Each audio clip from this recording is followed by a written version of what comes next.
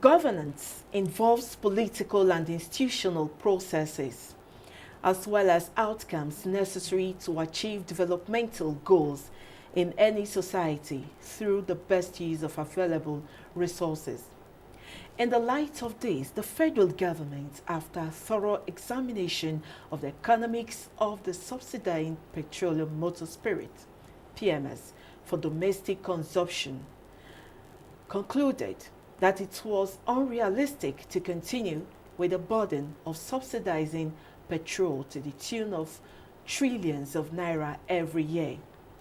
Minister of Finance, Budget and National Planning Zainab Ahmed, after the last Federal Executive Council meeting, announced that the federal government has secured $800 million from the World Bank to provide palliatives to the deserving Nigerians ahead of the removal of petroleum subsidy in June this year. The planned fuel subsidy removal is the focus on this edition of Frontiers.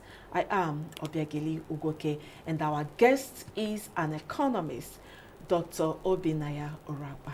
Nice to have you on the program, Doctor. Always a pleasure, ma'am. This is Frontiers. The program continues shortly. Do stay.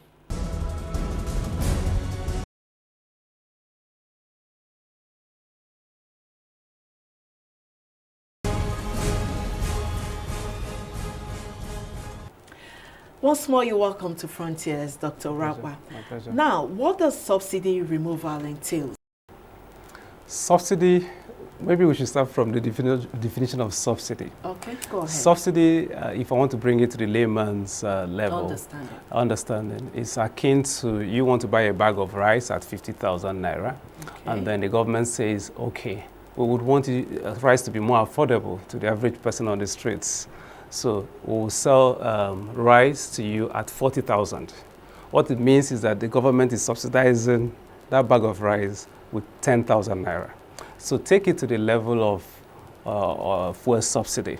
What it means is that considering the fact that many of our refineries, if not all of our refineries, are not operating and refining oil for local consumption, we are forced to import. And importation leaves us open to the vagaries of the global economic climate. So if you look at the Ukraine-Russia crisis, it affects the price of the inputs to fertilizer production. It affects cereals, sorghum, and the rest of them. And then, of course, oil. You already know that Russia is responsible for diesel and a couple of other residues of fuel. Now, so what do you see at the end of the day? We are exposed to the consequences of buying at the international market. So it's a double jeopardy kind of. We export crude at a cheap rate and import refined products at a very expensive rate. At an expensive rate we are not supposed to be exposed to, because this oil is sold in dollars. And as an oil-producing country? As an oil-producing country, you are expected to produce and consume yours. You are also expected to take advantage of the OPEC quota. Our OPEC quota is over 1.8 million barrels per day. We've had to deal with issues of insurgency and all of the challenges that go with it. Now, hopefully with the few things, rearrangements in the security apparatchik, we've been able to manage some of the tensions in the Niger Delta so that oil theft is reduced. But, and then, of course, the number of barrels per day has been shown up. But without having refineries that refine our own crude, things are just dead on arrival. We're just at the mercy of whatever happens out there because we're importing, and when the exchange rate goes up, which has not really been friendly for a while now, we face the consequences. Now, Dr. Rapwa, the Petroleum Industry Act, which was signed into law on August 16, 2021, by President Muhammadu Buhari, provides for total deregulation of the downstream sector, which implies the removal of subsidy and the enthronement of a free market regime for the sector. What is the implication of this? If you look at the diesel market, which has been deregulated for several years now, what primarily that clause in the Act is saying is that we should leave the pricing of petrol to market forces. and then by implication, open it up for the private sector to invest. Because the only way the private sector would be encouraged or emboldened to invest is if you allow me to invest my money and get requisite return on investment.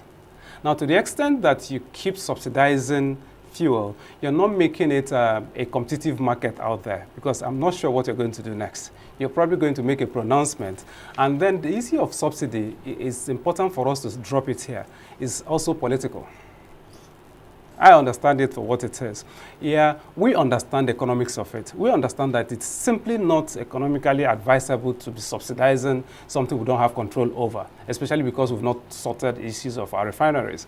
So we keep using over 6 trillion every year, even in the face of us having to borrow to fund our budget for the past several years. But because you're dealing with a society where a huge percentage of our people are in the bottom of the pyramid economically, you still have to manage and pander to political interests so you don't lose the next elections. Let's call it spade a spade. That's the reality of it.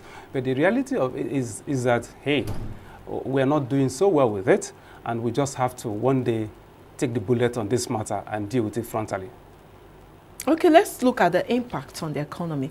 What would you say are the implications of this oil subsidy removal on Nigeria's economy? It works both ways. There's a positive, and of course there are consequences. The positives is that, like I just said, report shows that, I think it was the MD of Milikari, the MD of the NNPC, now limited, that said that we spent, as at 2021, we're spending over 402 billion naira on subsidy per month. Now, as at 2021, and then counting down here, we're already said to be spending over $10 billion on subsidy. And then, of course, we're spending over 6 trillion naira. For an economy that in 2023, the budget is about 20.5 trillion. And income, anticipated income, 9 trillion.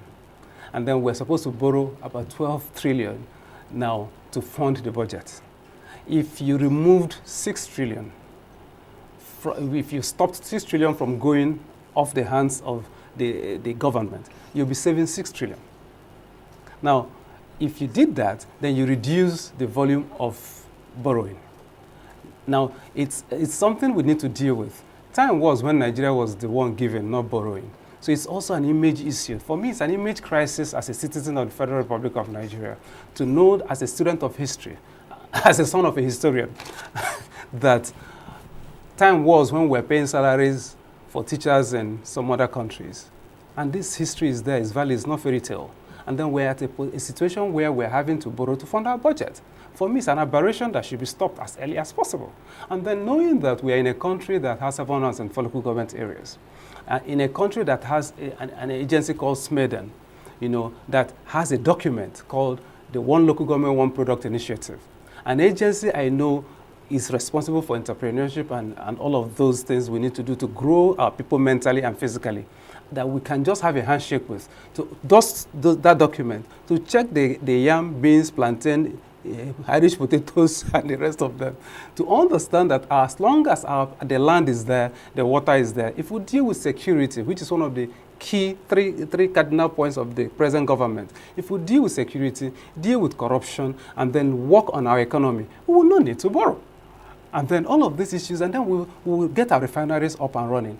The economy, if we apply that 6 trillion to get the refineries to be up and running, then we refine and use our own refined products here and export refined to African countries under the African Continental Free Trade Area after, which came into law last year.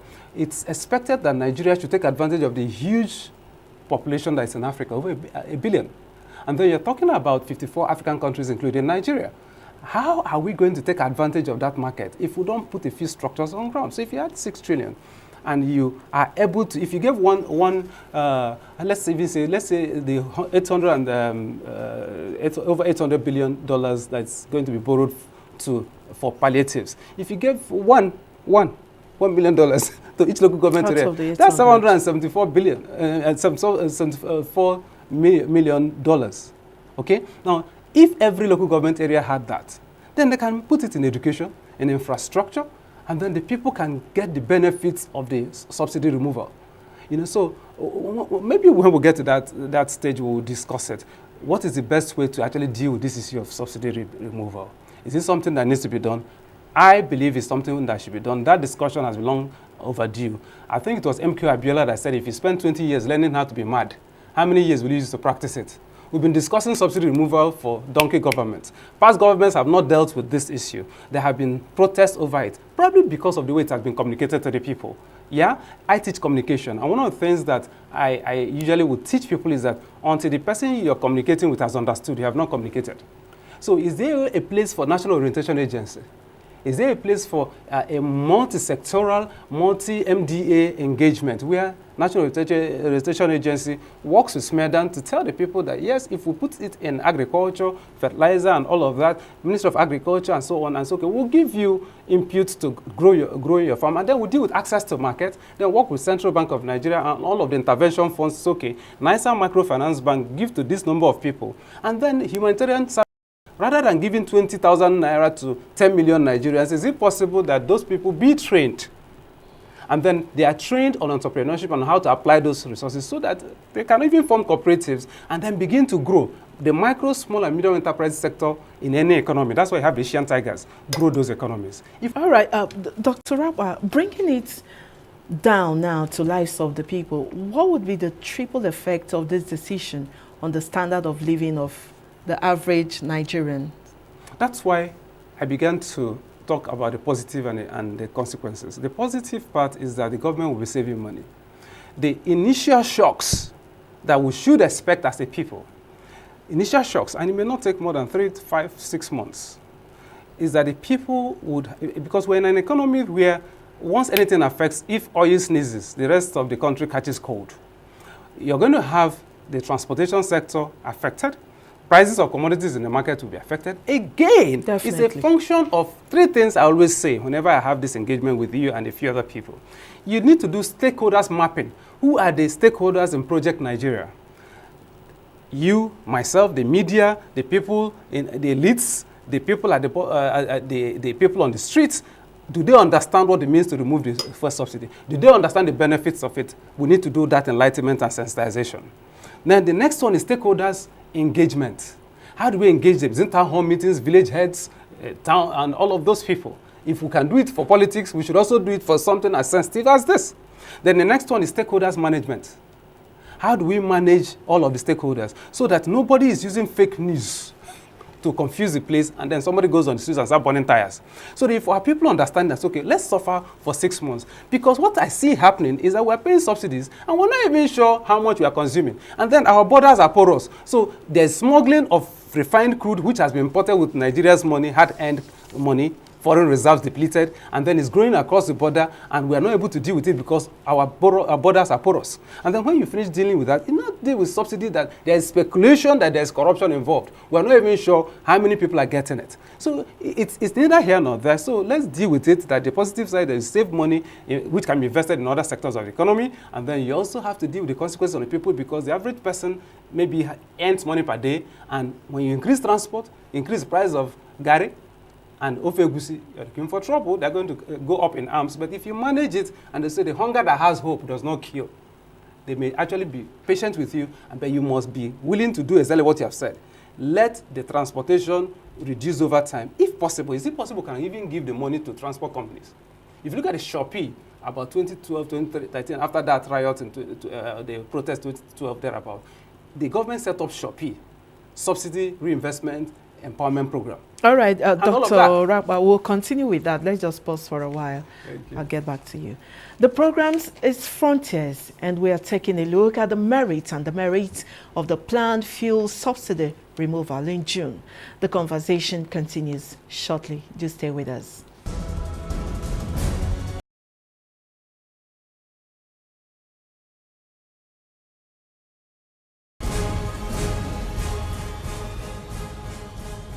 You're welcome back. Taking a holistic look this policy vis-a-vis the fact that everything in life has two sides to it, just like you said, that it has its pros, it has its cons as well. What advantages and disadvantages are there in the subsidy removal? The advantages is that we will receive sense. Oh, both from the government, yes, both from the government angle and we on the streets. I have consistently asked the question, what is the Nigerian dream really? You have the American dream, the pursuit of happiness and all of that. Now, why should we be a people that have 5% of our population earning a huge percentage of whatever our income is? Maybe we should actually tell ourselves, our people, the truth, that the future of Nigeria does not lie in looking for jobs and earning salary from government and waiting for pension and queuing up at Old Parade Ground. Maybe we should also, by the time I'm running my own business, then I'll hold government accountable and come out and vote. And then we'll hold INEC and everybody accountable to make sure that the votes count. And then we follow the ballot box to where it is and make sure it is transmitted. Now, all of that discussion is maybe for another day. But the fact remains that if we understand that when the eyes start crying, the nose will cry. Yes. You know, we need to understand that this is our country. We need to get involved in Project Nigeria and be interested in what happens. This discussion should have been held from 1960. We're having it over 60-something years after. And now it's affecting us, and we're going to hand over this kind of life to our children. I don't think it is right. So what I recommend is that we begin to put in place the right structures. If we earn money, what are the structures to ensure that those monies are applied to the right places? We have ICPC, we have EFCC, we've set up all manner of, we even have NFIU and all of that. Who is monitoring what? And then when we release budgets, who is following the budget? We have civil society organizations. We don't have to wait for government to that. The local governments, and like has been said, the federal government is just one small entity here in Abuja. We have the subnationals, the state and the local government areas. If they did all they needed to do, would we still be complaining the much we're complaining? Now, all of the FAC that's allocated to the states, if they put in place the structures, now look at the how do I put it, the things that the government signed into law, the federal government, the president signed, the bills that he passed signed into law. Some of those bills are being moved from exclusive to the concurrent list. The issue of owning, whether we should have states should own an airport and all of those issues, whether they should own a refinery. Maybe we should discuss the issue of states owning refinery. We should talk about modular refineries. It's part of what the Petroleum Act 2021 said. So host communities earning 3% of whatever is made. Now, have we talked about training the host communities to know what to do with the 3%, which was debated at National Assembly extensively? Now, when they have the 3%, I hope we're not going to have another crisis. Is it possible that we say, okay, you're going to take part of this 3% to build hospitals, build proper roads, so that the farmers can move their yams and their ogo out of the villages and whatever they produce? And then when they produce, is it possible that we begin to tell Nigerians that consuming made in Nigeria is also a valid thing to do? And that if you say, the person that says the mother's soup is not sweet, it does not have sense, that we reduce consumption of things that are produced out there. So it's possible that it's both ways. Talking about pros and cons, the government would receive sense to understand that we need to block leakages, that the fact that we have an oil boom, that we have had an oil boom when oil goes up, should not turn to oil doom because we now consume with 10 fingers.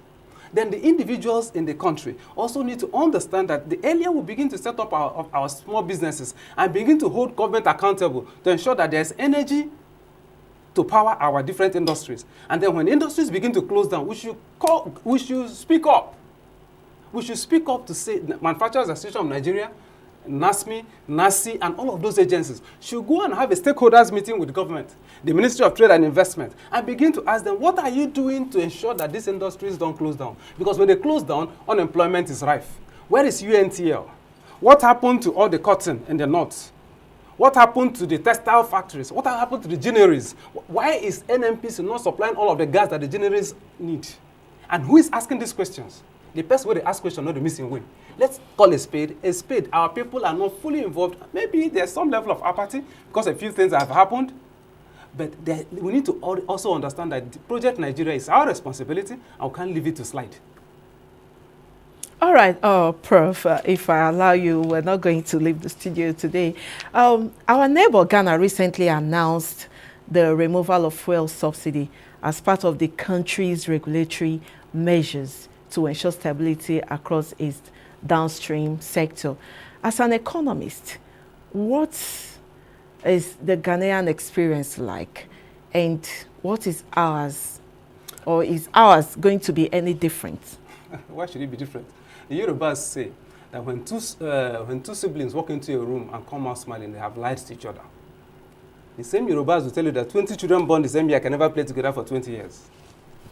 The Ghanaians have been dealing with a lot of economic issues recently, but they were bold enough in early March to talk about it, specifically March 14, okay, to talk about it. And what was it that the head of their National Petroleum Authority said? He said that they were bold enough to tell themselves that this subsidy had to go. When they did it initially, a few factories began to shut down. But as I speak, they decided to remove energy subsidy and then began to now cushion the effect of it on their people and give them access to some level of stability. And what I think Ghanaians did was to put their monies in infrastructure. Nigeria can do the same. Ghana is a country I've visited and I've seen Ghana. Ghana is that structured and they are deliberate. Ghanaians are upbeat, maybe because of the experience of late Jerry Lawrence, God bless his soul, and the things he did to wake them up. Maybe you look at Kenya and the Mau Mau movement, where these people are sensitive. Maybe the nature of the way we got our independence is the thing that makes us to just take things easy. I'm not advocating violence. I've never advocated such, but I think our people need to be fully involved. In Ghana, you mess up, they vote you out the next time. And you have seen Mahama go and the next person come in. So what I think has happened in Ghana is paying attention to the right things. They've paid the fare. They don't even have some of the resources we have. They've had to face a lot of issues. Their currency has taken a knife cut recently and so on. But they're dealing with it. Okay, and they're having those hard discussions. So we can do the same thing. Have those hard discussions. If we're going to remove subsidy, engage labor, engage the civil society organization, engage the people on the streets, engage the market people, the MSME sector, engage the manufacturers, the civil servants, and everyone that will be affected in this. And you get what I'm saying? And you can even have this discussion. We used to have those discussions in school, in secondary school, talking about whether subsidy should be removed or not, and so on. Those debates we had.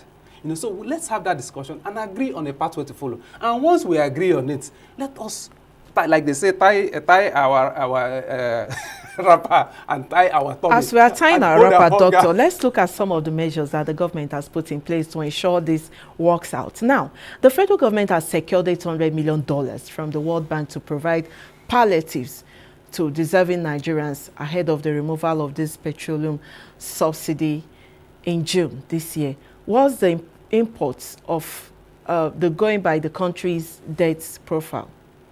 Now you're putting me on the spot. As far as I am concerned, I've mentioned it earlier, when I see the Humanitarian Services Ministry sharing 20,000, and then the report we have is that there are, on our register, you have over 10 million Nigerians who are receiving conditional cash transfer. Now the question that's being asked is, how did we identify these people? Where are these people located?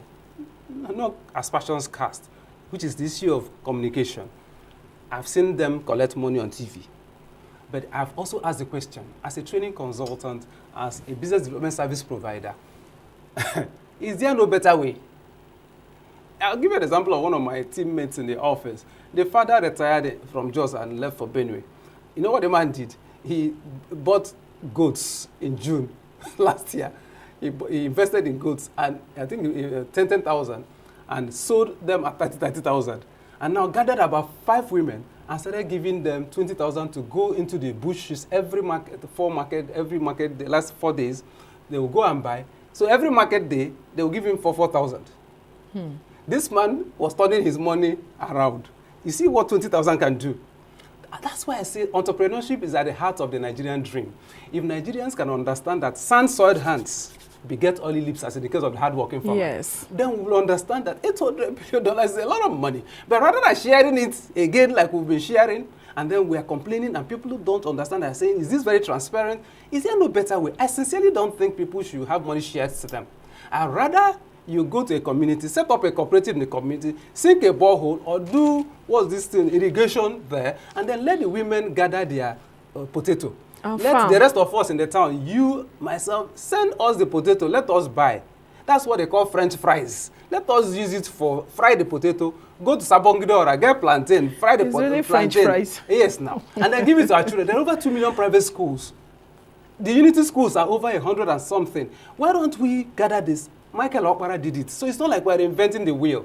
The farm settlement system, the reason you have eggs as part of the menu in secondary school dormitories today is because poultry was introduced in the East. And then a lot of persons, including your mother, my mother, had poultry at the back of their houses because a policy was made. It's about leadership. Like John Maxwell said, leadership is influence.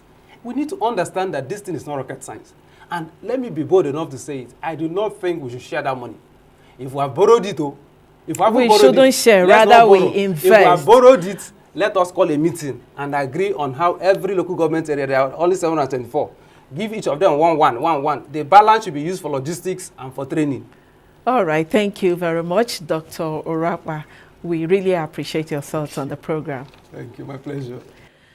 In the last 25 minutes, we have been taking a look at the planned fuel subsidy removal, which will come into effect in June. And our guest has been an economist, Dr. Obinaya Orapa. My name is Sobiageli Ugwoke. Thank you very much for staying tuned.